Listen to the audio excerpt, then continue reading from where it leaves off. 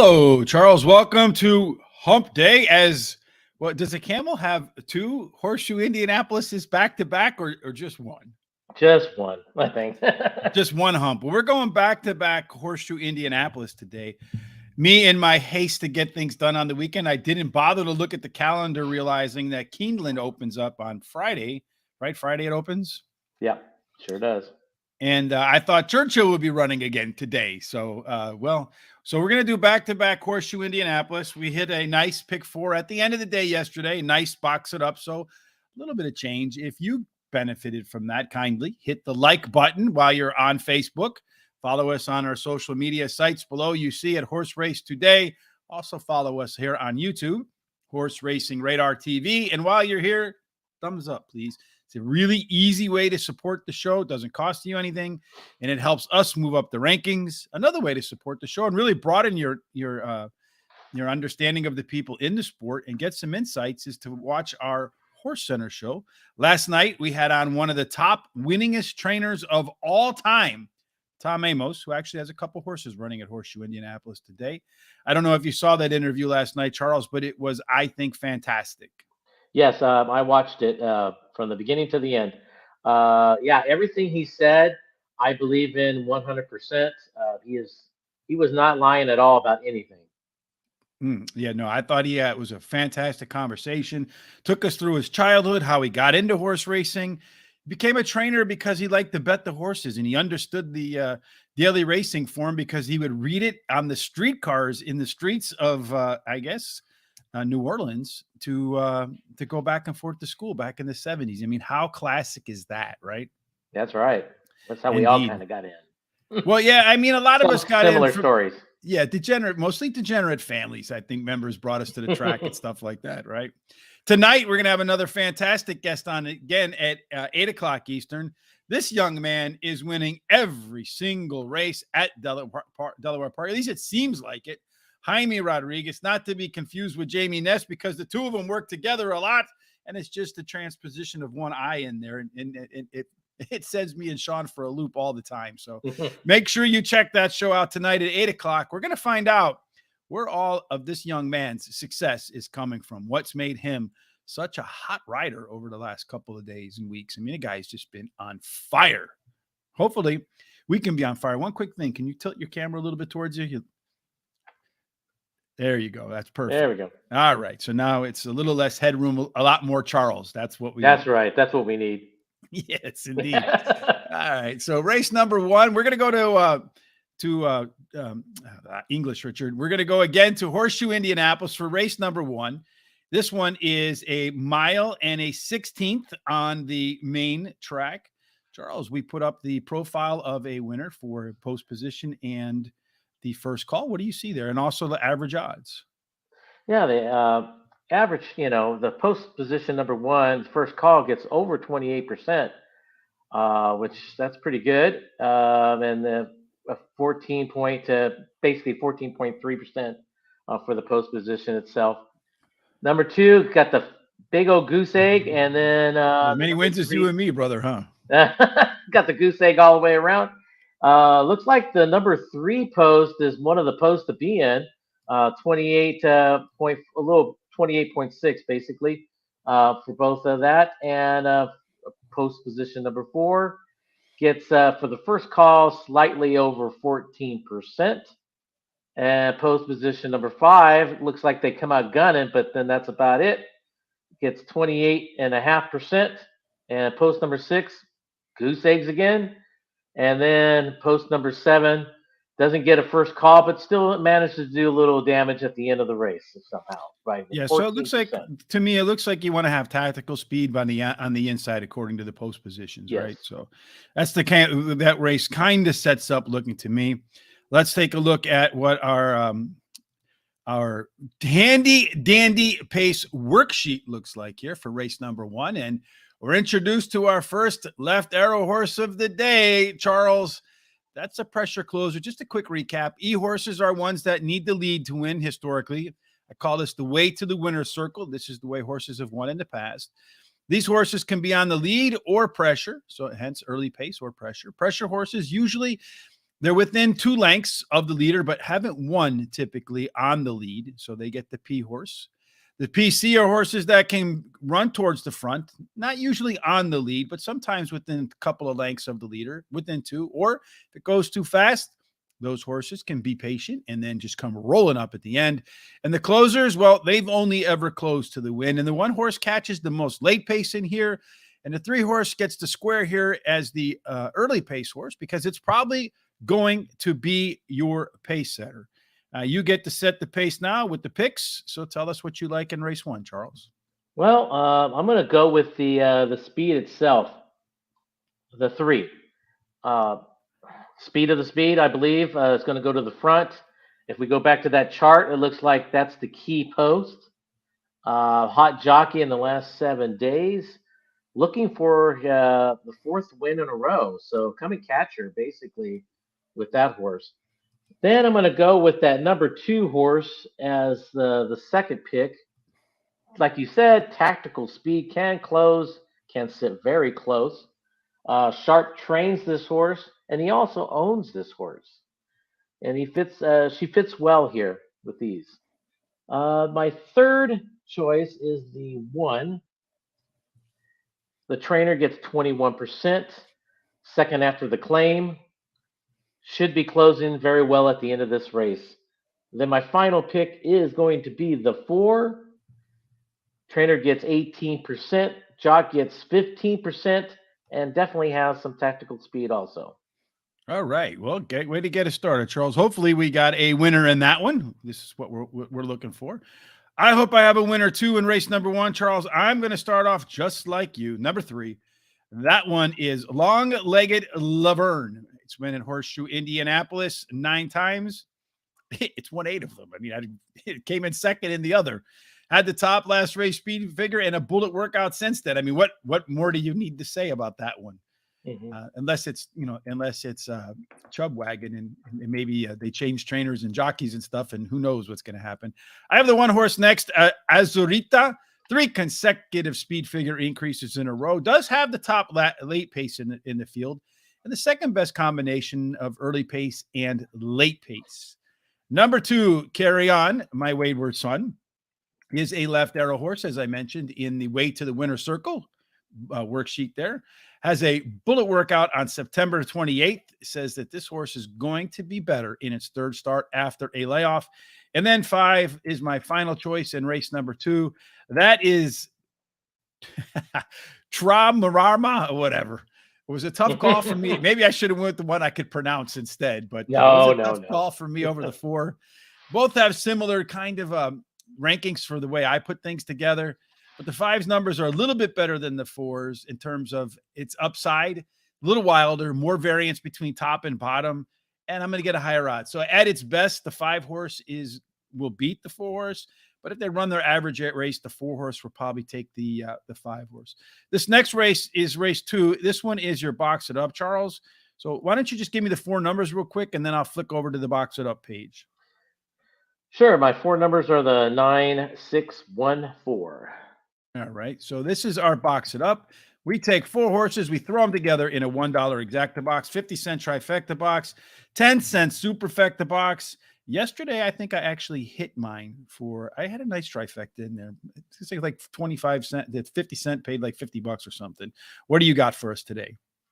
Well, with this being a maiden race, that's reason number 1 for my box it up. Usually people spread up their money pretty well on those type of races. But the 9 is my first pick. Drops in class here. First time Lasix. Trainer gets 37% on first time Lasix. That's good. And when the trainer gets normally 24% when he runs horses. Alpha angle. I call those alpha angles. There you go. Mm-hmm. And then the hot jock in the last 7 days for that horse too. Horse number 6 is my second pick. Breeding suggests that he'll like this grass. Solid works. Everything looks okay on that horse. The 1 is my third pick. Ran well last time out. Finished 3rd. Dam has 1 winner out of 2 starts. And one of them is a turf horse. Add blinkers today. That should help the horse to concentrate a little bit better. And then the 4 horses, my final pick, adding blinkers. Trainer is 20% usually every day, and bred to like this grass. All right. So let's see if he likes the grass indeed. So race number 2, as we look at the pace setup, it looks to me like, Charles, maybe you see the same thing here at 7.5 furlongs. Inside speed, is that what you see with the post position and the early call bias? Yeah, well, I mean, there's not a heck of a lot here to go off of, but yeah, the 1 and the 2, the 1 gets 25% the first call, gets 25% of the win. The 2 gets 25% of the win, but 50% of the call. So yeah, the inside post is the key ticket. Strange enough, there's a nine out there, so that means probably they only ran it once, Mm-hmm. and you got to out there. But 25 and 25, and everybody else is pretty much goose eggs except for the 6. Does seem to pick up a little piece of the pie. No first call, but gets 25% in that money there. Yeah, so there's only 4 races, but so far in those 4 races, the average winner's odds were 5-2, and the median odds were 8-5. So it looks like the bettors are pretty wise at this distance and surface, at least in the 4 races so far. So it looks to me like maybe the horses that the public likes are the ones that we should like too. As you mentioned, this race does have some first time starters. This is a maiden claim. The 11 horse got scratched out so far from what these horses have done. You see that we have these little negative marks, the down marks. These indicate the movement in class. All these horses are dropping. The ones with the flat lines are the ones that are at the same level. You got all these first-time starters over here, the 3, the 6, the 7. Here, these 2 pressure horses look like they're the ones that are going to be the pace setters. So between the 2, I'd probably prefer the 8 dropping in class. That's how that race shape looks like. We do, with the 1 horse, have a pace advantage in this race that no other horse has, and that is it has a top late pace figures. But when you combine the early pace and the late pace together for the 1 horse, that horse scores 5 points higher, so it has an edge over the next closest competitor. And for me, in race number 2, I'm going to start off with my top pick as the 9 horse, just like you. So you and I are we're too much on the same page today there, Charles. Maybe you've been looking at my numbers, huh? I think it's the other way around, my friend. Oh, you think so? Okay. So I like this one. Was decently bet in its debut. First time Lasix, as you mentioned, for Brad Cox. So Brad Cox is not a run-of-the-mill trader, right? Trainer. He's one that wins at a high rate, 24% or 22% overall. And as you mentioned, this first time Lasix, 37%. So that's a super alpha angle for a super alpha trainer. Number 1 pace is my second choice. Did run the top last race speed figure. Has, as we showed on the way to the winner's circle pace sheet, the top late pace, and has a plus advantage when you look at the total pace from across the race. Number 7 is my third choice. That's Mythomania. I don't know. Is that like the mesothelioma commercials? Anyway, Maybe. this one's I'm going to take a flyer here with a first-time starter of the first-time starters. I always feel like you got to have a first-time starter in because you don't know what they're going to do when the gates open. But I do know that trainer William Cowens wins at 26% with first-timers versus 19% overall. So I'm going to take another alpha angle in here. And then finally, number 10 is my final choice. So hopefully my horses don't screw up your box, Charles. But River Boy is dropping from Kentucky Downs, that kind of quirky track over there. It's catching first-time Lasix, all good stuff. But I can't overlook that much improved work on September the 28th. Best of all of its published work. So I think the 10 horse could be sitting on a good race. Now, Charles, you're a trainer, so let's talk about this for 1 second. Good morning, gentlemen. How are you, Barry? Good to see you again. Have you thought about handicapping evening checks? It's funny that you said that. We're going to actually start doing that in the not too distant future. So when that comes up, we'll make an announcement, and Charles will be he will be a centerpiece of that with another gentleman that is a very effective tournament player. I haven't had a chance to catch up with him, but as soon as we do, we'll put those 2 together, and you're going to have a great show as well with that, Charles. But I was going to ask you, with being a trainer, I know there are some rules to publishing works and some rules that aren't. Like sometimes works have to be published and sometimes they don't. What's the difference between the 2? Well, I mean, you have to show work after so many days, which is usually 30 days. You have to show a work no matter what. So, other than that, anything in between, you don't have to claim it as a workout or anything. You can just go out there and work the horse out. Okay. So But there's so many people at the track, the main tracks, that is, not training centers. The main track, there's so many people eyes out there. You can't get away with too much, to be honest with you, to hide no. anything. It's the training centers where you could get an extra workout or two without anybody knowing. Hmm. So yeah, and we had no, I guess a couple days ago was talking about the training center being a much more comfortable place to train horses. All right. Overall, yes, it is because it's a lot quieter. But if you want to get your young horses ready for the races, you kind of have to be at the track. They So they need can to get see used to the all hype. that action. Yeah. Mhm. Race 3, 5.5 furlongs, another maiden race. Boy, they're making it really difficult at us at Horseshoe early on in the card.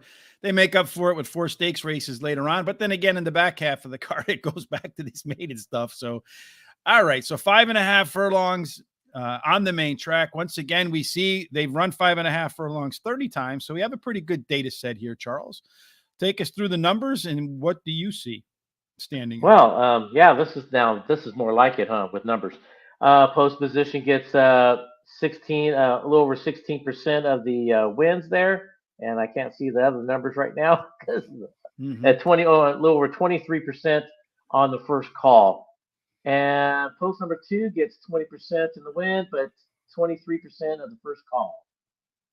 So it looks like those two, possibly even the post position number four, gets this pretty much the same thing. The dead holes right now is eight, probably eight, nine, and 10. Really Mm-hmm. are the ones that you don't want to be at right now. But I'm going to probably buck that system here in a minute with one of my picks. You and Terry like to buck the you like to buck the track biases. I like to play the odds myself. Faye, thanks for joining us today. Difficult to find stats or content about horseshoe races. I personally use, and we don't get paid for this. We should, because I bring it up way too often. But I personally use Brisnet.com. You got a lot of good data from that. And also I use their past performance sheets with comments. I also do a lot of my own handicapping and research, as you see on here. You can also use equibase.com. That's another one where you can go back and look at past performances and download the charts and make records yourself if you're so inclined. And a lot of old school folks swear by the daily racing form. It's another place that you can get some really good information. And then there are more modern publications like Timeform and what's the other one, like the Thornographs, which is a little bit more Graphs, yeah. which is a little bit more expensive. My recommendation is just tune in when we do it here, right, Tom? Yeah. Charles. I'm better looking than Tom. Anyway, yeah, that's don't tell him. Yeah, this is the best way right here. We'll do all the work for you. Well, most of it anyway. Hopefully we do some winning, but I know people like to learn on their own. So that's the Yeah. positive. That's the great thing about the sport. All right, back to race number 3, our way to the winner circle worksheet. Once again, for maidens, we have these arrows. The directional arrows are flat to let us know if the horse is moving up or down in class. I'm not the biggest fan of horses moving up in maiden races. The 4 horse gets the dreaded NC. That means that horse has never been close. If it beats you, it beats you. So I take that one off. The 6 horse and the 9 horse are squared off. That means these two should get paces that they're comfortable with. The 6 horse is likely to be on the lead. The 9 horse is likely to pressure. If it breaks down and goes too fast, the 7 horse has the most late pace, probably makes a good race of it at the end. Charles, you mentioned that you planned on breaking the track bias. So Yeah, how do you plan on doing that? well, with my second pick, I plan on breaking that. With my first pick, I'm going to go with the track bias. The 1 horse ran very well last time out, finished third. Trainer gets 20%. The hot jockey and trainer combo has tactical speed. He's definitely the horse to look out for in this race. But I do believe the 10 has got a shot in this race. Has speed. Trainer gets 20%. And the horse shortens up today, which that's a move I always like. The number 7 is my third pick. cuts back in distance, should close well, and the jockey gets around 11%. And my final pick is the 9. Hmm. He has tactical speed, adds blinkers today, so another one that could do a little damage at the end. Once again, I think you are in my computer, Charles. I don't know what's going on, No, but I I got think the it's one the other horse here way. as well. Hurt way. Tough call for me with the 10 for this spot. But as you see in the post position analysis below, the one horse is a much better spot to break from than the 10 spot. So I'm going to go with the 1 over the 10 as my second choice. I do think the 10 is the better horse, just a worse position to be in. Um, Number 9 is my third choice. Just flip flopping the 9 and the 7 with you. That's a coy way to Charles to make it show like you're doing something a Yeah. little bit different when you take my Oh, picks. okay. Angel in Disguise is another that ranks a little lower than the 6 and 7, but I'm going to take the lightly raced horse here. I don't know about you, Charles, but when I'm looking at maiden races, a horse had 10, 11 chances to win a race and hasn't done it. Another one's only had 3. And I might take the horse that's only had 3 chances. It might be a little bit lower grade than the horses that have had 10 chances, but I feel like the horse that has 10 chances has learned how to lose. And then Yeah. maybe a horse with 2 or 3 hasn't gotten that, hasn't been that, it's not that cynical yet. Correct. And then finally, number 7 is my final choice in here. Tap the Line. Was a tough call for me over to 6, but I'm going to go with the top late pace horse that's staying at the same level versus the early speed horse that's rising, because sometimes when you move from class to class like that, speed doesn't necessarily hold because you're facing off against a tougher group of horses. So that's why I took the 7 over the 6. If you prefer the speed angle, I would probably take the 6. It was a flip of the coin for me. I don't honestly, after the 1 and 10, I thought most of them were pretty much the same. Yeah. Race 4 is the next race on the card. Let me put up the details here so we can stay on track. This one is a mile on the turf, one of 2 consecutive races at a mile on the turf. And once again, Charles, it's a maiden race. So anything can happen when the gates open. But according to what we've seen in the first 9 races at a mile on a turf, what's likely to happen based upon post position and speed bias? Yeah. Now this one, I'm going to definitely be bucking the system, I believe. So post position, don't get any wins, but first call 11%. 2 posts, the second post gets 11 and 11 on that, and the third post gets 22 on both positions. That's I would say right now it looks like the 3 and the 4 are the places to be, but maybe even the 7 might get a little bit of a call there for you. With 11% and 22% of the first call. Everyone else is pretty much zeros except for the 10. So it's only happened one time. 11% on the first call and it gets 11% on the post. Yeah. So looking So at this, yeah, I would say it looks like you want to be in the first 4 at the first call. yeah, I think so. So either Uh, first, second, or third at the quarter mile marker, or maybe fourth. And also looks like you probably want like a inside post as well, just not the rail. right. So with all that being said, I'll Well, hold on one yeah, second. We got to go one more yeah, piece here, Charles. We got to stick with the program, man. Here we stick with see. it. We have race number 4 again. A scratch here that might be somewhat impactful on the race because you take all the other speed away from the 11 horse. So the 11 horse, which does have the EP plus, so that plus figure means it's going to likely be on the lead. And according to the way I create early pace figures, it's got at least a 5-point advantage over the next closest horse, which means at the quarter mile marker, the 11 could be as much as a length, maybe a little bit more ahead, or maybe a little less from the next closest horse. The 8 horse is the most likely challenger for the lead right there. The 3 being a pressure closer horse, which a versatile horse, probably the most versatile horse that was in this field, is out. Almost everybody else in this field, though, Charles, either wants to pressure or close. So this could be a race that does set up nicely for a horse that does have some early speed.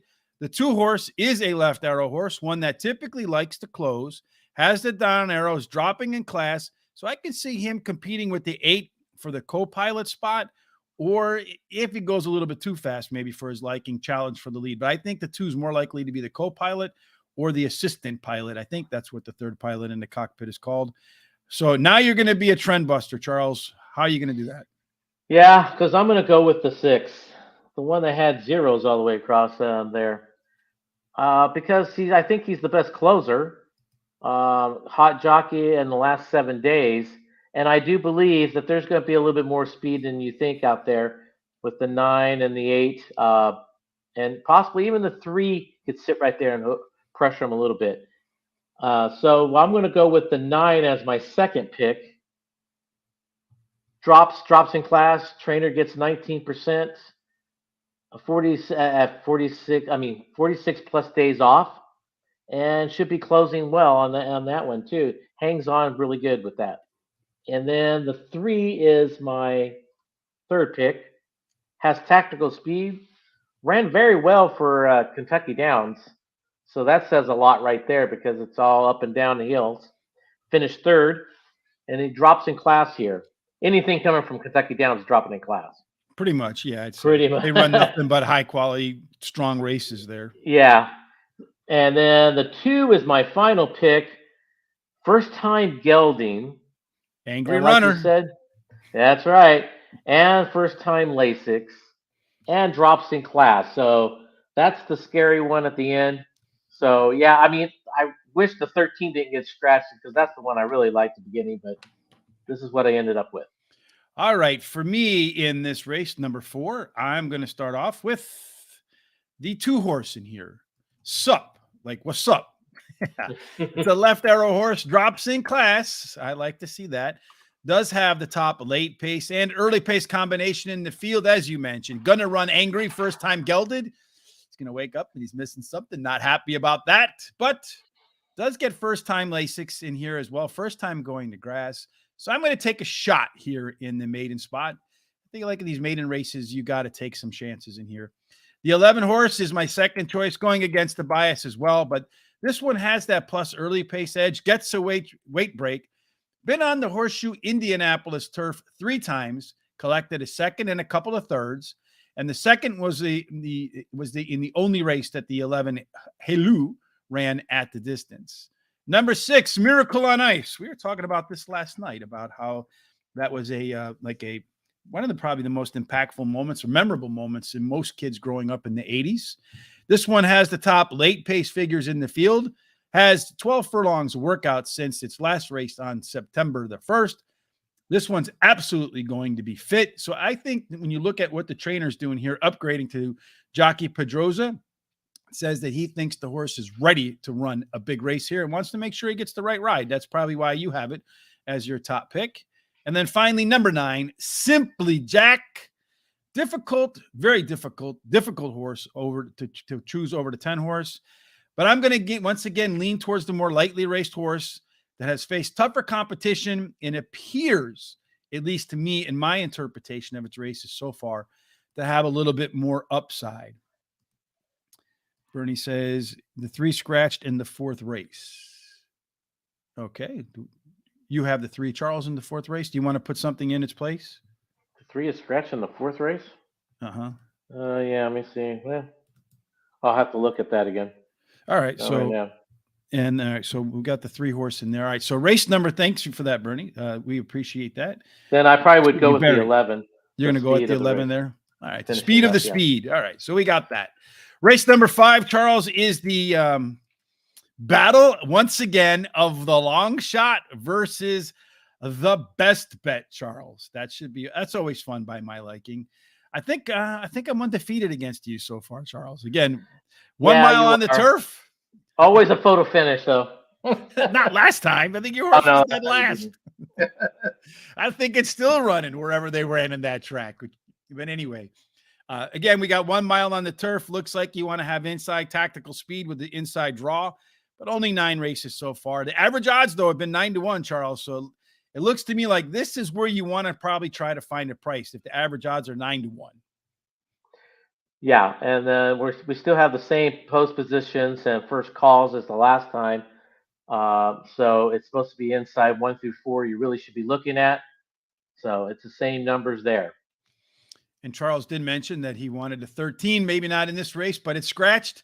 Might have been an early pace setter in there. The 14, the AE, I think that one got in actually. The 6 horse, my left arrow horse, unfortunately got bounced. Looks like the 12 horse got knocked out of here as well. The 4 horse now becomes a left arrow horse so again, that means this is a closer who, if it runs its normally early pace figures, will be able to move more forward, won't have to chase through so much traffic to use that late kick that it might have.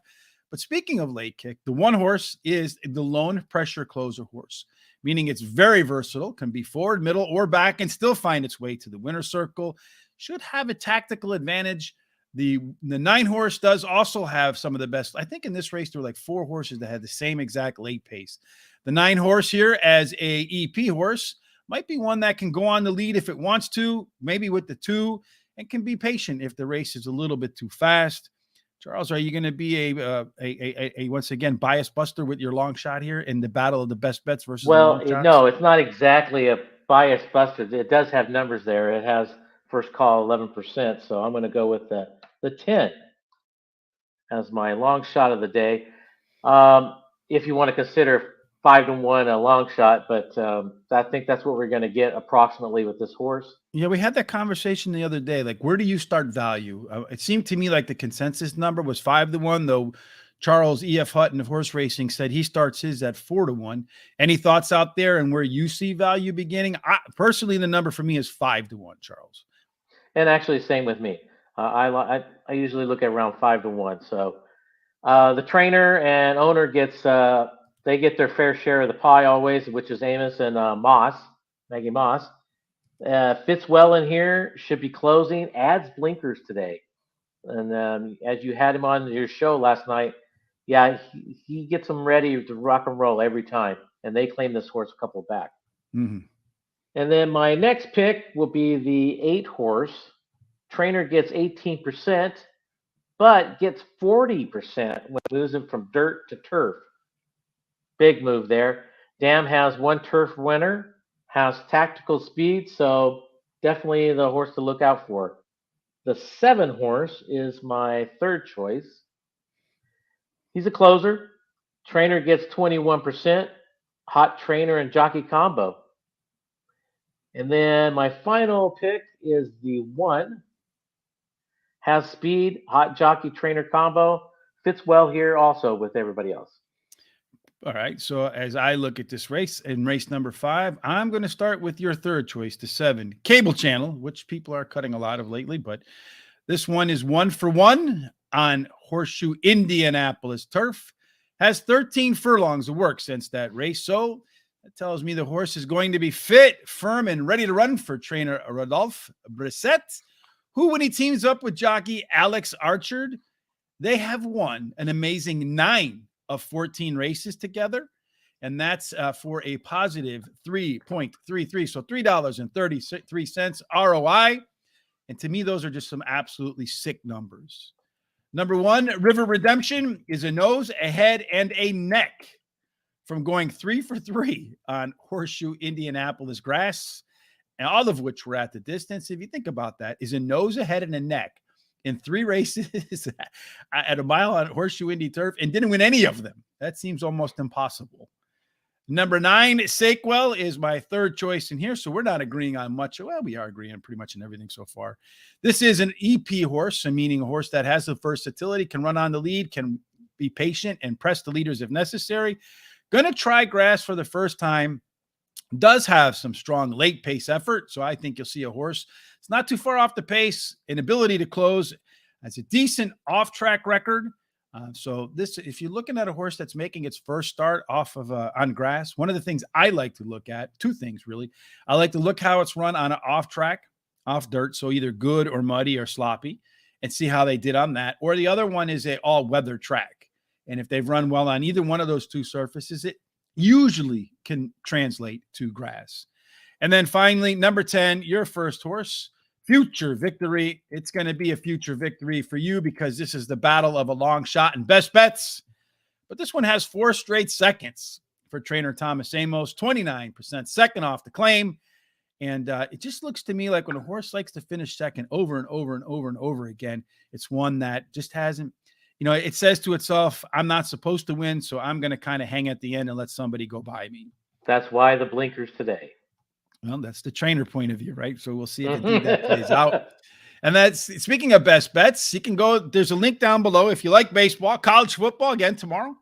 Picks with the professor. They got the play of the day. He also has his own YouTube channel where he goes through every single baseball game, goes through all of the college football games that they like. So if you'd like to bet on something other than horse racing, please use the link below in the description here on Facebook, on Twitter, on Instagram, and YouTube. And of course, while you're there, please remember, thumbs up. Now, yesterday we hit a pick 4. We hit some nice trifectas. We had not a lice winners. It's a free way for you to say, hey, we like what you guys are doing. And it helps us with the algorithms and moves us up the rankings when people search for horse racing. So that's why we ask. I know I'm persistent. I sound like a broken record, but I learned that from little kids, Charles.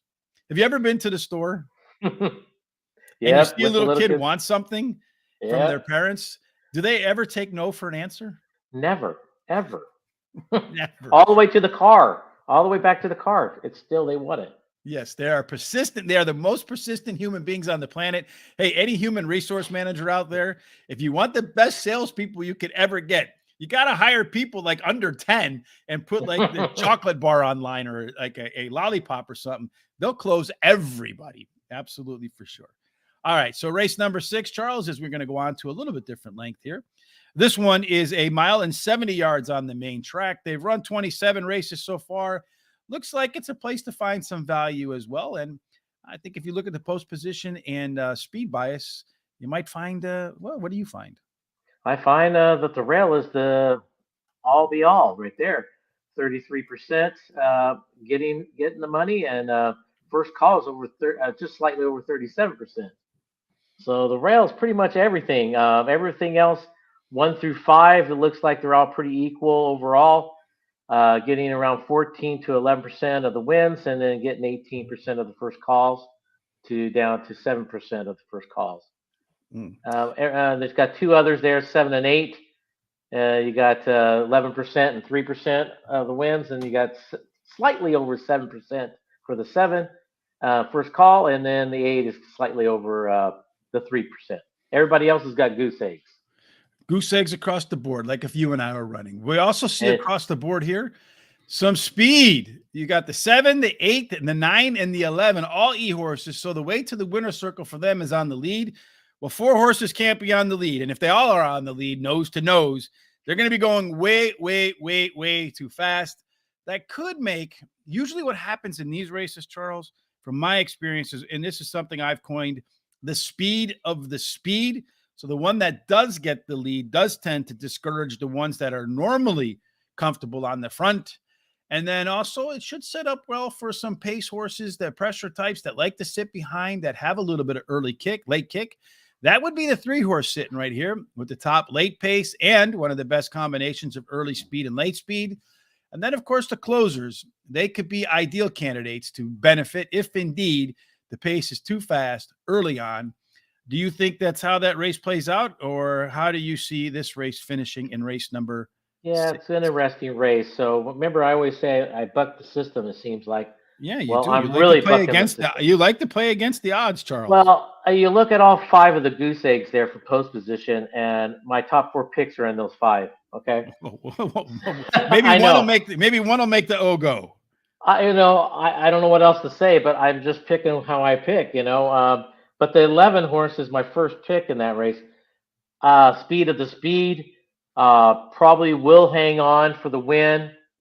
I think he's got too much speed, so that's what I'm going with the 11 overall. He's the trainer gets 21%, but gets 35% was going the sprint to route. So there's an angle, and hot jockey, hot trainer combo. My second pick is the 12. Has some tactical speed. Trainer gets 18% in for the money. Then my third pick is the 6. Tactical speed, once again, a little pace horse there. Trainer gets 21% for non-graded stakes races. Julian jumps back on this horse, which is another plus for this horse. I think he won a 2 mounts today because I looked that up too. Okay. And then my final pick is the 10. Boy, you're really trying to bust the I'm all going to bust zeros, it. man. I'm going to bust this thing right wide open Well, you should today. have made this your box it up. What the hell? Was all zeros Yeah, there? well, I know I did have a little bit of a problem there, but I really do like the 11 a lot. So Mhm. ran great last time out and won, and has tactical speed at 10. But like I said, they're going to have to catch that 11. Period. Mhm. Well, I think they're going to have to catch the 11 too. So I'm going to go a little busting as well myself. Ah, there it is. So it was undefeated in 3 races. I mean, you look at that, it won the last one by 14, and it was at this stakes level before. So, I mean, usually, I mean, a 14 length winner against, even if you're running against like 6 horses or 4 horses, that's a that's a big number. So I'm not sure that horse, if you won by 14, I don't think that the jockey asked for everything out of that horse.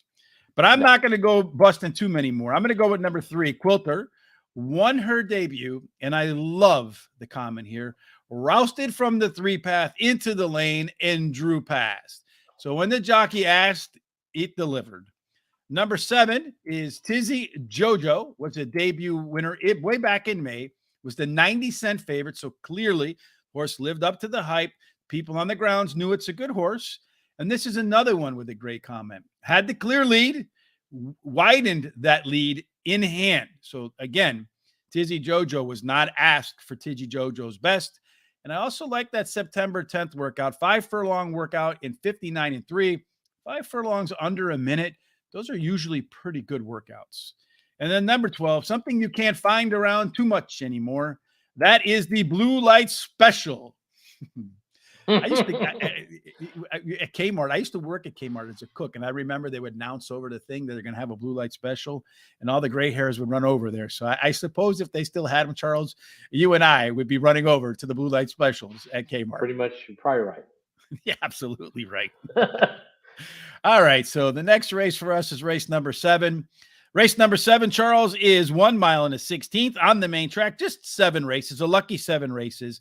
Again, it looks like the bettors are pretty spot on, as the average odds are 5-2. The median odds are only 2-1. So it looks like this might be a place you look for favorites, although 7 races isn't the biggest data set. From the data, you see any trends that stand out?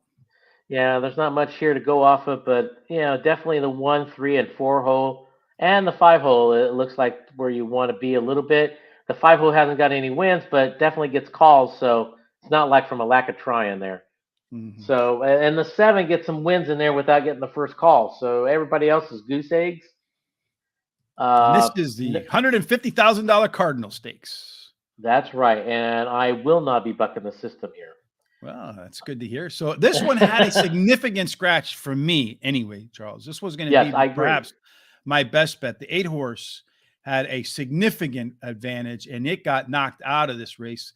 And when I saw you did your pick 4 without the 8, I'm like, wait a minute, Charles missed something. I'm going to text them and let him know. And then I looked and it was scratched, and you get that kind of sinking feeling like you went past the cop too fast on the highway and you're worried he's going to pull out and come get you. So this race, that doesn't really look like pace-wise with the 6 scratching too, there's any real big standout to me. So the Cardinal Stakes is kind of wide open in my opinion. Share your opinions on the Cardinal Stakes. Yeah, it's a little wide open here. I'm going with the 3 horse here as my first pick. Has tactical speed. Trainer gets 18%. One last time out. I guess you can't ask for much more from this horse. And then my second pick is the 7.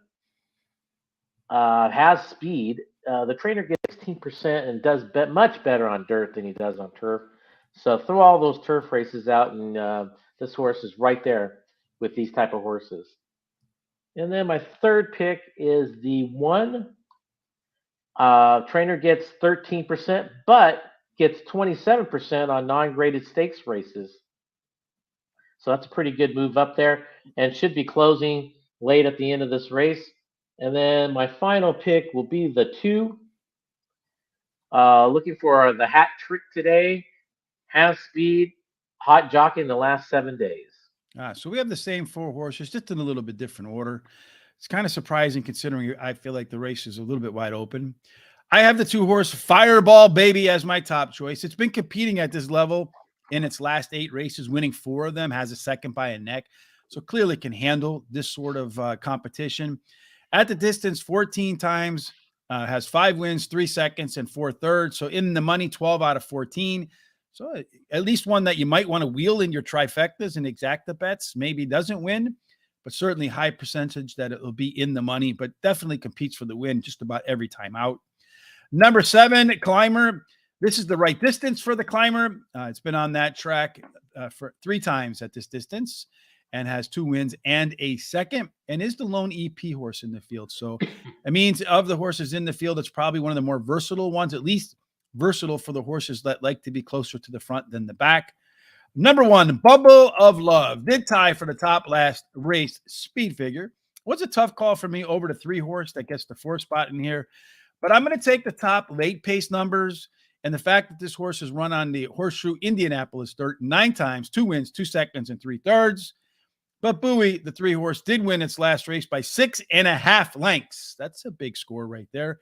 Does have a maintenance workout in between to keep the horse sharp.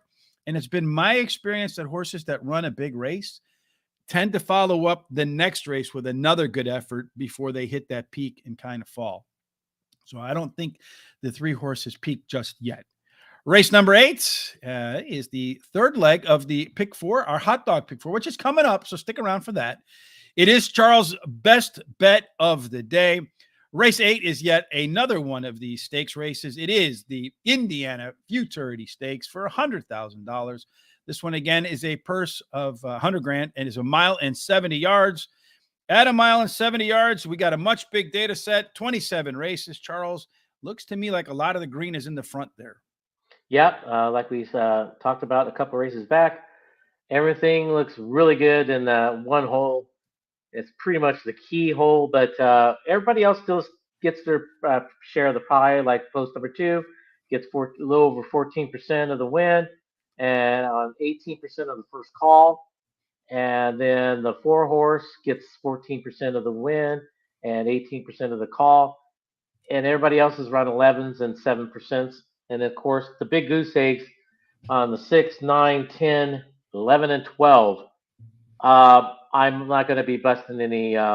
Sure looks like speed. Here. To me, it looks like the key here. Post position doesn't really look like it's that damaging, although it looks like inside is better, especially the rail. But it certainly looks like at this mile and 70 yards, you better be in the first 4 at the quarter mile marker if you want to have a chance to win. Correct. So what do you see happening? Who's going to be in the first 4 at the quarter mile marker? Are you going to go with a dead closer in Charles's let's bust the bias day? No, bust the bias today on my best bet. My best bet is going to be the 5 here. Just missed last time out. Finished second. Lost by 2 3/4. Amos gets 20%. Has tactical speed, so he could do whatever he kind of wants in this race to get the win. And at least on the chart there, he does get a little over 11% of those wins. So on that from that post position. My next number is the 4 is my second pick. Closes well. Last time out, he closed very well in his maiden race for the win. Hot jockey, hot trainer combo. And then my third pick is the 3. Speed of the speed, maybe. Definitely it's got speed. Trainer gets 21% of the non-graded stakes horses. And one last time out. So probably ready to rock and roll again today. If you want to call it busting it, but it's really not. It's my final pick is the 12 horse. Better at this distance. Got some tactical speed. But once again, I don't see anyone beating the 5 in this race. Well, I don't know if nobody's going to beat the 5, but I happen to agree with you that it's the right one to put at the top of the ticket. Healing Waters. It did have problems in its last 2 starts, which kind of screwed it up. If this horse can get a clean break with the top late pace numbers, I think it could be the winning combination. The break is going to be everything for Healing Waters. If it gets off to a clean start, probably going to be really hard to beat. Number 10, Passing Attraction, is going to be a bias buster for Rich. That's what the BB stands for, Charles, today. Instead of best bet, it's bias buster. Bias buster. But this one, I think, is the speed of the speed, Charles. But I put a question mark there. I'm not so sure. It won the debut versus 12 horses, drawing away. So it beat another 11. and has a pretty good workout since that race. So if it weren't for the outside, if this horse was more inside, probably would have been my top pick over your best bet. Number 8, Good Forever. Hopefully that's what our handicapping proves to be. Charles did run the top last race speed figure. Similar fractions last time out at 6 furlongs that it ran at 5 furlongs. So I know if you run a 22-1 opening quarter at 6 furlongs and 5 furlongs, it's the same number. But if you run it at 6 furlongs, it's actually faster. At least the way I do math. It's just because you're running longer, and you got to hold on longer. So if you run the same speed at 6 as 5, it's faster. It's hard to explain, but it's faster. Just take my word for it. Number 9, Fierce Justice has beaten many of these before. That's my 4th choice in here. Just needs a clean trip, much like the 5 horse. I think the 9 is going to be dependent on getting a clean trip. If it can get the clean trip, this is a race I think a lot of horses can win. Very competitive stakes races there today on that Indiana card. We got another one of them coming up in race number 9, if I remember correctly. Race 9, this one is a 1.16 miles. Again, just 7 races, Charles, for race 9, which is I think the final one. This is the Too Much Coffee Stakes, $150,000. That's not a problem for me because to me, coffee's bitter. So instead, I have my bad habit of the heavily caffeinated Mountain Dew, which if you ever try to kick that habit, boy, you don't feel good for. If I don't have my Mountain Dew by 11 o'clock, remember those old commercials, like people who don't have their coffee turn into cavemen and angry people and stuff? Yeah, that's me without my Mountain Dew. They should think about stealing that campaign. But anyway, from these 7 races, it looks again, what do you see? Inside speed, inside draws look like they're the best again? Yeah, definitely for this mile and 16th, the 1, 3, 4, and even the 5 hole gets all the calls. The 5 doesn't get any wins yet, but gets the calls. And the 7 gets wins there. But last time we were at a mile and 16th, I went and bucked the system. So I'll be doing that again here. All right. So we're in race number 9. I forgot to do this in race number 8, so forgive me. Every now and then, the old man in me sticks out. Race number 9, in other words, I forget. Race number 9, the 4 horse, which was a tactical horse in here, might have had an advantage, finds itself in on the sidelines today. But we do have a horse in here with race number 9 that could have a pace advantage. The 2 horse has a plus at 2 furlongs, again, meaning it scores 5 points higher than the next closest competitor. So it could be as much as 1 length ahead at the quarter-mile marker. But you see that 1 plus extends to 2 pluses at 4 furlongs. So at the half-mile marker, the 4 horse could extend its lead. The 2 horse could extend its lead. So look out for the 2 getting loose on the lead with a chance to go wire to wire. The 10 horse might be one that's not too far behind, as it does have some of the best late pace, but the most late pace is owned by the closer back here with the 1. And the other speed horse in here has a sneaky combination of early pace and late pace, ranking second there.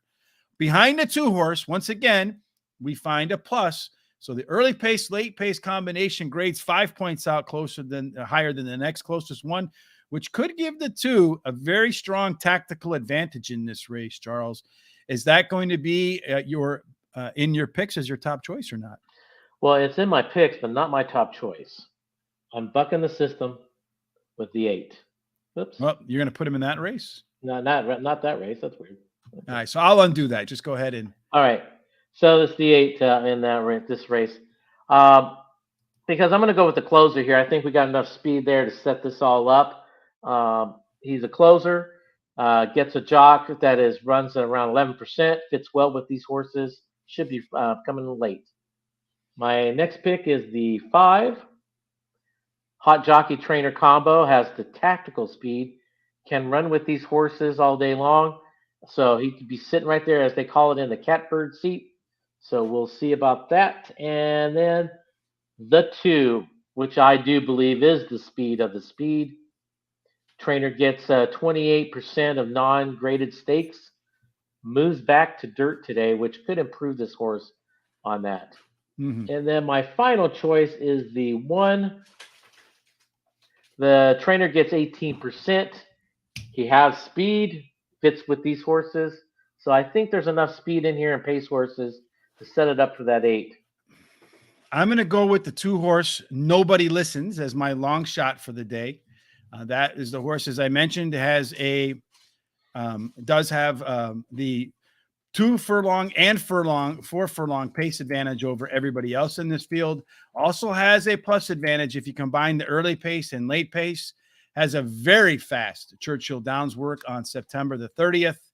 Number 7 is my second choice. A lot to go at Horseshoe Indianapolis. 6 times, 5 wins, and a third. Versatile horse that's won from the front, the middle, or the back. Kind of hard to argue with that kind of record and that sort of versatility. Number 9, the third choice, Sabilo. Again, another Horseshoe Indianapolis, strong performer. 6 races, 3 wins, 2 seconds, and a third. If you do the quick math, do the division, that equals 100%. 2 strong 5-furlong workouts between races.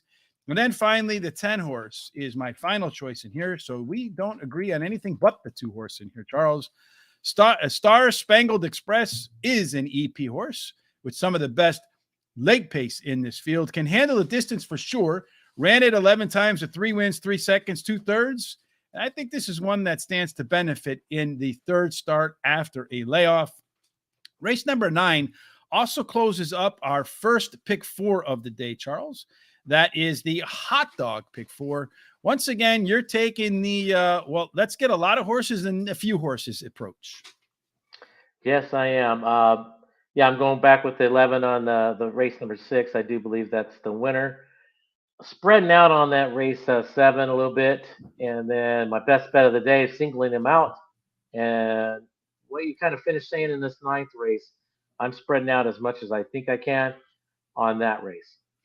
So I'm going to do the Noah for the first 3 races, 2x2x2 for races 6, 7, and 8. I wanted to single that 11 horse in there too, but the comment on the 3 horse made me just say, just in case, Rich, just put another one in there.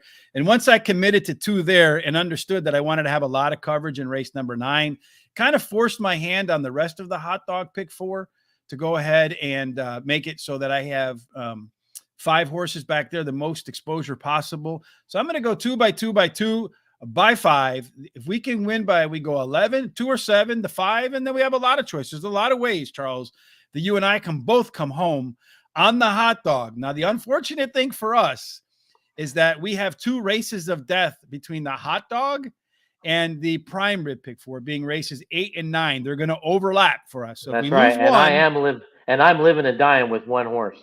Well, the hot dog, yes, but maybe not so much on the prime rib. So we're going to see how that plays out. Race number 10, that one is my box it up, Charles. And race 10 is we get away from the stakes races. This one is a 6-furlong race for race number 10. It is at 6 furlongs so far. Let me put the right banner in here so we follow along and don't look like like if I'm transposing things. Race number 10, 6 furlongs. Again, this one we got a lot of races, 35 of them.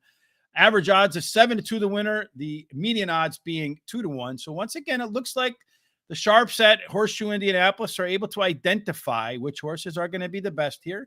What do you see in this pace and bias post position report? Well, definitely 1 through 5 gets the most money out of all these races.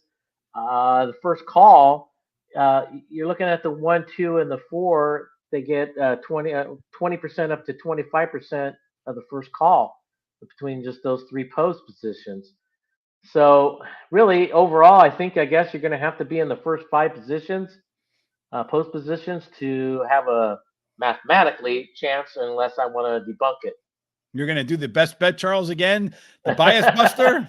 No bias buster on that part. All right, so race 10 here.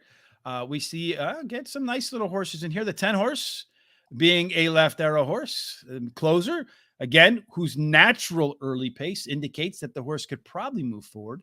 These horses over here, the 3, the 4, and the 5, their way to the winner's circle has been on the lead.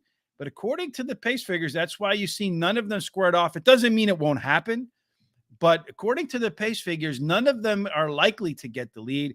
That distinction is probably going to go to the 2 horse here, which is a pressure horse, which could find itself on the lead. It might not know what to do with that because it hasn't won from the lead yet. But a lot of time, those P horses that move over, they can get real brave when they have the lead and they're not chasing. But sometimes they look around as well. At the end of the race, the one horse is going to be charging at the end. You see again the LP and the plus indicating this horse has a 5-point advantage, the way I calculate late pace, over the next closest horse.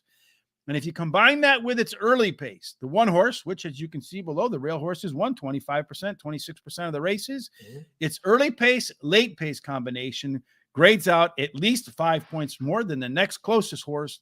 So if the one is close to the pace coming out of that turn, and I did notice yesterday, Charles, watching a lot of those races, watching all of them, as a matter of fact, at Horseshoe Indianapolis, seemed to me that the horse that won, a lot of times you can just see it making its move on the turn, and you knew it was just going to run by everybody in the lane. So who do you think is going to run by everybody in the lane in race 10? Well, I don't know about running by everybody. I think that this one's going to be on the lead. I'm going with post number 4, which is the highest ranking post for everything first call and the win. He won easy last time out in the maiden victory, had solid works for his comeback, and it's been 55 days. So the horse is rested up for this race. He's going to be a fresh horse. Usually fresh horses like to pop that gate pretty good. My second pick will be the 7. Ran well last time out. Won his maiden. Trainer gets 20% of the win most of the time. And then my third pick is the 8. Moves back to dirt. Trainer gets 30% off his second start. Might be returning to the old form again. If you go back to early days, this horse was like basically, maybe not on the Kentucky Derby trail, but on some of those type of races. Mm-hmm. So they had thoughts about this horse at one point. They had high hopes. That's had right. High hopes for a living. Anyway. And then my final pick, the 10, debunking the system here, but has speed, cuts back to the dirt. Blinkers are off today, so they're trying to just settle him down a little bit. Yes, get him to stop away looking at the fillies over there. So if this is my box it up, again, $1 exact the box, 50-cent try, 10-cent superfecta box. Had a nice trifecta yesterday. I was kind of hoping. It's funny because I think the favorite is the one that missed for me yesterday, and was the only reason I didn't hit the superfecta. But this race is completely wide open, and I went with some crazy high odds for a lot of these horses. If this one hits, it's going to pay for the day. So fingers crossed, toes crossed, everything crossed. That Unpredictable Bay, who just missed last time out, as the lone EP horse in this field, I'm expecting more in the second race off the bench, particularly since it's a second start with trainer Kim Hammond, who's won 4 of 13 times with horses making the second start for her. That's a 31% angle, although 13 is not that many. I'll still take 4 out of 13. Number 7, French Composer. Much better fractions in the career start. Number 2, similar improvement today, and French Composer makes easy work of this field. Number 6, Marital Bliss. We'll just leave it at that. Yeah, that's it. Trainer Thomas Amos, who we had on the show last night, as we mentioned before. And if you haven't seen that show, please check it out. Fantastic show. The man has a lot of good insights. Fantastic story growing up. I really enjoyed our conversation with him last night. But Thomas has been training this horse very well. It's been a very consistent performer. So what the heck? We'll put his horse in there. Maybe he can get the win for us in the box it up. And then finally, number 1, Go Emmy. This, I think, is a 20-1 morning line, if I remember correctly. Has a plus late pace advantage and has a plus late pace, early pace combination advantage. It's been on the Horseshoe Indianapolis dirt 1, 2, 3, 4 times. Has a win, 2 seconds, and a third. So 4 for 4 if you're doing the quick math. Again, 100%. But if you look a little bit deeper, this horse could have easily won 3 of those 4 starts. And I'm kind of surprised it's 20-1. I don't think it's going to be bet 20-1. I think you're going to see that horses come down. All right. So that's race number 8. Race number 10. The next and final thoroughbred race of the day is race number 11. Race number 12 is a quarter horse race. And Charles was like, did you do that one? I didn't. So I will have picks for race number 12. We'll let Charles just randomly pick 4 numbers and see who does better, my picks or Charles' random picks. But for race number 11, we go back to 5.5 furlongs, 30 races. Again, 5.5 furlongs. It looks like, Charles, as long as you're on the inside and you have speed, you got a good shot. Makes sense at 5.5 furlongs. What do you see? Definitely usually does, and you're right. the 1 and 2 definitely, in the fourth post is the top three. With They get 23% of the first call, and they'll get 16 or 20% of the wins. So those definitely are the top three spots. But like you said, the further out you go, the least amount of chance, or at least it shows at least amount that they get. You get a bunch of goose eggs on the 8, 10, and 11 posts, and even the 9 and 12 at least get some wins, but they don't get the first call. So race 11, here we go, Charles. There has not been on the way to the winner's circle for any of these horses. And this is a maiden race again. So that's why you see a lot of these sideways arrows indicating these horses are staying at the same class. There's not a dropper or anything in here like that. So I don't think there's any significant race change in terms of up or down the ladder that's hurting anybody. You got a ton of first-time starters over here, most of whom are high odds horses. The 11 horse to me was one I think I had an eye on, but I think it's scratched if I remember correctly, because it did have a bullet and go. Can you check that real quick, Charles, to see if in the I can check. What number was it again? Race number 11. Number 11 is actually the 11 is in the race. I'm sorry. I was wrong about that. But of the first-time starters, it was one I kind of had my eye on because it did have a bullet and go. Again, Barry Meadows' book, The Skeptical Handicapper, where he's gone through thousands of data points.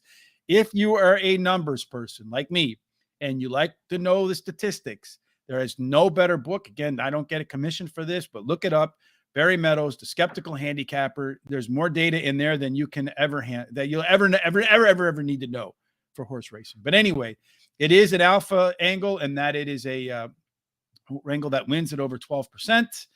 I stayed away from it, though, Charles. But we do have a horse in here, the 8 horse, that does appear to have a little bit of an early pace advantage. And as you can see on the chart below, if you're first or second at the first call, you have a damn near 50% chance to win the race. At the 2 furlong marker, 5 points advantage over the next closest horse, meaning could be a length ahead of everybody else. I got a feeling in this race, Charles, I'm going to do my best impression of you and be a bias buster today. Are you going to do an impression of you too? Pretty close. My first pick is going to be the 9, which they do have some wins there in that chart.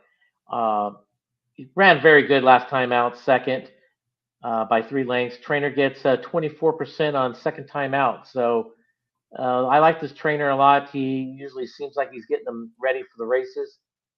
Then I'll go and bust it a little bit there with the 8. Is my second pick, has the speed to steal this race if he wanted to. Hot jockey trainer combo. Trainer gets 20% overall. And then my third pick is going to be the 3. Trainer gets 21% in sprints.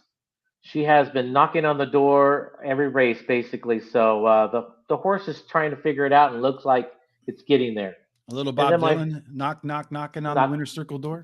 Not the winner's circle door. Knocking on heaven's door. Am I ready for the America's Got Talent or what? I think you are. Not. Anyway, go ahead. Number 4 is my final pick. All 5 races that this horse has ran has been bet down. So they really like this horse. Has speed, hot jockey trainer combo in the last 14 days. So is the 4 going to go off the favorite again? I don't know. I doubt it. After burning money 4 races in a row, I don't think so either. If I had a lighter and a dollar bill, I would show you what the 4 horse does with money. Yeah. Burns it. All right. The 9 horse for me, I can't. Can you light a dollar on fire? Wouldn't I get in trouble, right, with the government? Anyway. Well, you probably do it on camera, maybe. Yeah, but you can burn a flag, but you can't burn a dollar. What does that do? Yeah. Which is more valuable in the government's eyes. Brittany's Golden Faith was the even money favorite in the debut. It did have some issues at the start. Good work say that going to be better, more likely today than it was in the last race. So overcome some of those early troubles. And this is our friend Chris Parmalou's favorite angle in horse racing, a maiden that finished second last time out, comes back to win a lot. So all right, we'll play Chris. We'll give our trusting Chris today. My Boys is my second choice, as we saw in the way to the winner's worksheet. Does have a plus early pace advantage at the quarter-mile marker. Speed wins at the distance, so I think this one's likely to be better in career start number 2. And if it's on the lead, the quarter-mile marker you see down there below, probably about a 50% chance it has an opportunity to win there. You've been looking at my picks again. No. Number 6, Wildcat Justice. See, this is where we break off, Charles. Oh, okay. This is where the handicapping ability comes okay. in after we pull off the low-hanging fruit. This one's a first-time starter. Works are pretty good for trainer Anthony Granitz, who wins at 23% with first-timers. Good number. Wins at 24% when debuting at maiden special weight. So if you look at those two, he debuts mostly at maiden special weight. Rarity that he does so at maiden claiming. But overall, Mr. Granitz wins at about 12%. So you're talking about a double alpha angle, 2 times his average winning percent. And it's in a decent amount of races too. So I think this is a horse that has a shot to upset as a first timer. And then number 4, as we said, that's the money burner. Did run the top last race speed figure last time out. Did so with the first time I've seen the horse run a Z pattern. And a Z pattern, when you look at the pace numbers, 2 furlongs, 4 furlongs, late pace, 2 furlongs here, then it drops off at 4 furlongs and then comes back at the late pace. That's the way I define it. I know others may define it differently, but that's how I put together the Z pattern for the money burner in number 4. That also is the last race of our prime rib pick 4, Charles, where we have a little bit of, that's the wrong one. We did that one already. There's the prime rib. Charles is going to live and die with his hot dog and his prime rib. That really is the race of death for you. That's right. That's what I have to do. That's what I really believe is the for sure winner. That's as someone said earlier, a $50 win play. There it is. That's my 5. So then I'm opening up big time in the 9th and the 11th race for sure. And then the 10th, got it down to my top 4 picks in the 10th race. Well, I went with the traditional 4x4x4x3 for me. And quite frankly, I could have put a hell of a lot more horses in those last few races there because they're all kind of wide open. So I'm just going to trust the handicapping for me. I felt like the 9 and the 8 were the standouts in the last leg there. So I put the 6 in there as the first time starter, just in case one surprises at a price to close it out.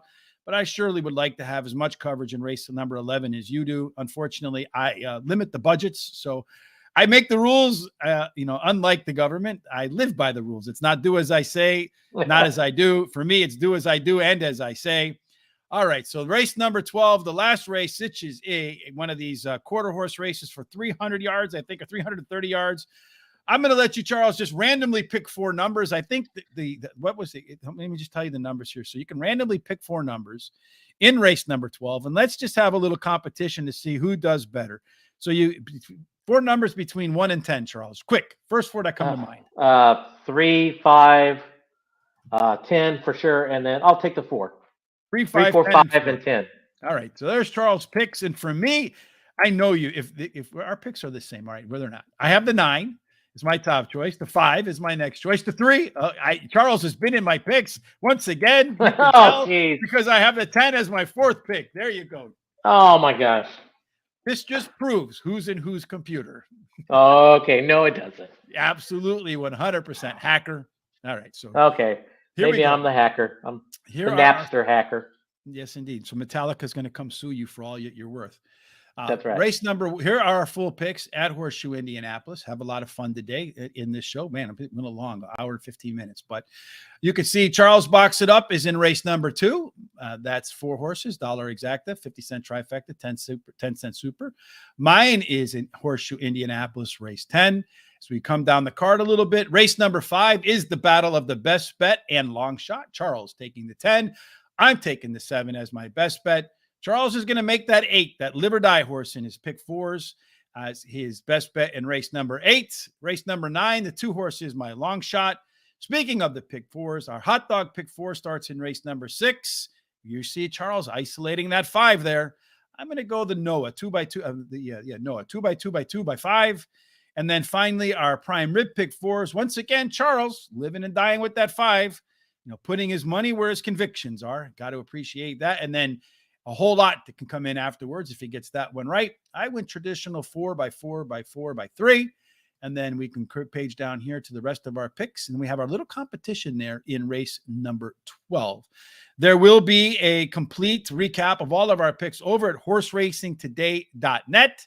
Also, while you're here, if you're going to bet at Delaware Park, I know Faith came in from Turkey today. I know a lot of folks from Turkey watch us on Wednesdays. I'm aware that Delaware Park is one of the tracks that you're allowed to bet or view on Wednesdays in Turkey. So I make it as a tribute to all of our Turkish fans. Really, this is why I do this. Delaware Park is our free track of the day over at Guaranteed Tip Sheet. There is a link in the description here at below on YouTube. While you're here, please thumbs up. I want to say thank you for the thumbs up on Facebook for Ruben Sumasi and Ed Abel. We appreciate that. If you agree with those two, please hit us up with the thumbs up. Helps us with the algorithms. And another way you can help the show too is head on over to horseracingtoday.net, where you will find the recap for today's show, along with all the other great stuff that we do. And you can pick up some some great Horse Racing Today gear, like this #1 hat that I have on. And for the next 5 days, 15% off everything. You see the coupon up here. Just hit it, and that will help you cure some of the inflation blues. Support the show, and you'll look fantastic wearing it. I mean, see, look, what do you think, Charles? You couldn't look any better. Oh, well, there you are. In all my grand glory. All right, Charles. That's right. Tomorrow, I think we will be back. I'm right on the schedule for Bank of America or Belmont at Aqueduct. They'll be running tomorrow. So Charles and I will tackle the New York track where they're confusing the hell out of you with the Belmont horses at the Aqueduct track. We'll just call it Aqueduct. I'm not quite sure what we're going to do tomorrow night with the Players Edge, either Santa Anita or Keeneland, because Keeneland opens up on Friday. Not sure what Tom and I are doing for Foreign Friday either. And I'm not sure what Chris P, and Eddie C are going to do for spot plays. But I do know if you follow us on Horse Race, the #2 day on Twitter, Instagram, Facebook, or on YouTube here at Horse Racing Radar TV, you will know what we're going to cover. All right, Charles, any final thoughts before we get up out of here on this hump day? Yeah, well, no, basically, still our thoughts and prayers go out to everybody in Florida. Mm-hmm. And that's it. Let's get some winners today. Yes, indeed. Let's get some winner. 3 things today, folks. Here's one interesting one for you. 2 things in one. If you're not feeling so good, I've read that if you like maybe a little blues or something like that, if you smell a lemon, you'll feel a little bit better. I also read that if you eat popcorn before you go to sleep and laugh, so watch a movie, maybe get a little bit of laugh and eat some popcorn, you're destined to wake up in a good mood. So 2 things that you can do right there that'll help you get off to a good start for the day. But no matter if you're eating popcorn, smelling lemons, or you're just naturally in a good mood because you watch Charles and I, hopefully not make fools of ourselves today. We hope that no matter what you do, it ends up in one place, and that can only be the winner circle. Absolutely. Thanks for joining us on this hump day. Have a fantastic Wednesday. We'll see you tomorrow. Bye.